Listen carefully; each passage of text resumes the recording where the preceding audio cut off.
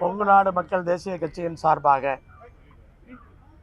ஊடக நண்பர்கள் அனைவருக்கும் வணக்கத்தை தெரிவித்துக் கொள்கிறோம். திராவிட முன்னேற்ற கழகத்தின் தலைமையிலான கூட்டணியில் தொடர்ந்து 2016ஆம் ஆண்டிலிருந்து கொங்கு நாடு மக்கள் தேசிய கட்சி இடம்பெற்றிருக்கிறது. வருகிற சட்டமன்ற தேர்தலிலும் கூட்டணியிலே இருந்து போட்டியிடுகிறோம் என்பதை நாங்கள் உறுதி செய்திருக்கின்றோம்.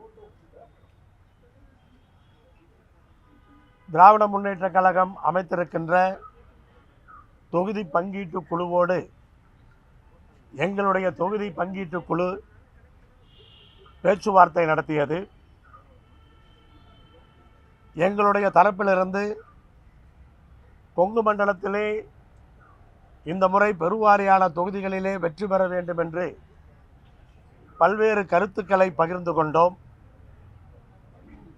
திராவிட முன்னேற்ற கழகத்தினுடைய தொகுதி பங்கீட்டு குழு இந்த தேர்தலிலே இப்போது இருக்கிற சூழ்நிலைகளை எடுத்து சொன்னார்கள். பல்வேறு புதிய கட்சிகள் இடம்பெற்றிருக்கின்றன. 2021 இருந்ததை விட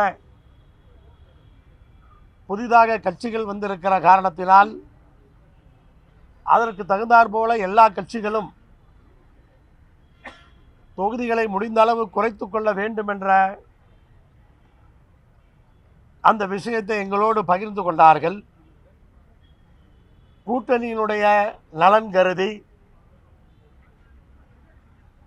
தமிழ்நாட்டிலே நல்லதொரு ஆட்சி அமைக்க வேண்டும், தேர்தலிலே மிகப்பெரிய வெற்றியை பெற வேண்டும் என்ற நல்ல நோக்கத்திலே பேச்சுவார்த்தைகள் சுமூகமாக முடிந்து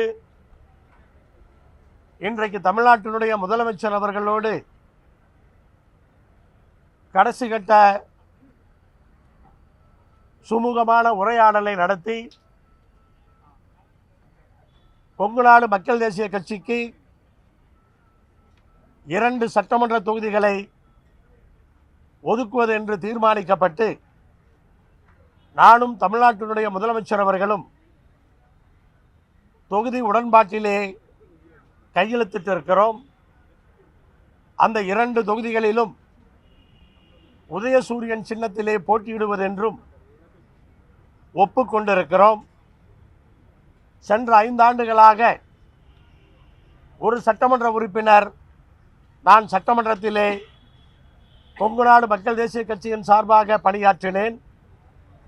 இந்த தேர்தலுக்கு பிறகு கொங்கு நாடு மக்கள் தேசிய கட்சியின் சார்பாக 2 சட்டமன்ற உறுப்பினர்கள் உள்ளே பணியாற்றுவோம்.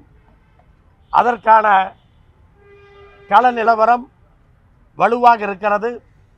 அதில் 2 சட்டமன்ற உறுப்பினர்களோடு சட்டமன்றத்திலே 2026 தேர்தலுக்கு பிறகு செல்வதற்கான அந்த வாய்ப்புகள் பிரகாசமாக இருக்கும் பொழுது அதை எதிர்பார்த்து நம்பிக்கையோடு நாங்கள் தேர்தலை சந்திக்க இருக்கின்றோம். அது பின்னாடி தானே வரும். எப்பவுமே உங்களுக்கு எல்லா நம்பர்ஸ் எல்லாம் முடித்த பின்னாடி எல்லா கட்சிகளும் அவங்களுடைய விருப்ப தொகுதிகளை கேட்டு, ஆனால் அப்படி ஒவ்வொரு தொகுதிக்கும் அவங்க பண்ண முடியாது. எல்லா நம்பர்ஸ் முடித்த பின்னாடி தான் அது பண்ண முடியும். அது எப்பவும் போல் அது நடக்கும். கொங்கு ரீஜன் இந்த முறை ரொம்ப அருமையாக இருக்குது. காரணம் என்னவென்று சொன்னால், குறிப்பாக இப்போ எதிரில் இருக்கிற தேசிய ஜனநாயக கூட்டணியில் அவங்க எடப்பாடி பழனிசாமி அவர்கள்தான் முதலமைச்சர் வேட்பாளர் என்று சொல்லுகிறார்கள். ஆனால் பாரதத்தின் பிரதமரோ உள்துறை அமைச்சரோ அல்லது கூட்டணியில் இருக்கிற அன்புமணி அவர்களோ டிடிவி தினகரன் அவர்களோ எந்த ஒரு மேடையிலும் அல்லது பத்திரிகையாளர் முன்பும் எடப்பாடி பழனிசாமி அவர்களுடைய ஆட்சி மிக நன்றாக இருந்தது என்று ஒரு இடத்தில் கூட சொல்லவில்லை. யாருமே அதை சொல்லவில்லை என்று சொன்னால், வருகிற தேர்தலுக்கு பிறகு நாங்கள் அவர் தலைமையிலே ஆட்சி அமைக்கிறோம் என்று சொன்னால் அவருடைய ஆட்சி காலத்தினுடைய சிறப்பை இவர்கள் சொல்ல வேண்டும். அதை சொல்லுவதற்கு யாருக்குமே மனம் கிடையாது. அப்ப அந்த கூட்டணியிலே எந்த அளவுக்கு அவர்கள் மனமொத்து பணியாற்றுகிறார்கள் என்பதை நாம் புரிந்து கொள்ள முடிகிறது. பாரதத்தினுடைய பிரதமர் அவர்கள் ஒரு முறை இபிஎஸ் அவர்களுடைய தலைமையிலே அவரை முதலமைச்சராக்குவோம் என்று சொல்லாமல் விட்டால் தவறுதலாக விட்டார் என்று எடுத்துக்கொள்ளலாம். ஆனால் ஒவ்வொரு முறை வரும்போதும் அதை விட்டால் அதை திட்டம் போட்டு தவிர்க்கிறார்கள் என்று அர்த்தம். அப்படிப்பட்ட ஒரு சூழல்தான் அந்த கூட்டணியிலே இருந்து கொண்டிருக்கிறது. பிரதமர் அவர்கள் எம்ஜிஆர் ஆட்சியை பற்றி புகழ்கிறார், அம்மையார் ஜெயலலிதா அவர்களுடைய ஆட்சியை பற்றி புகழ்கிறார். ஆனால் 4 ஆண்டுகள் இபிஎஸ் முதலமைச்சராக இருந்த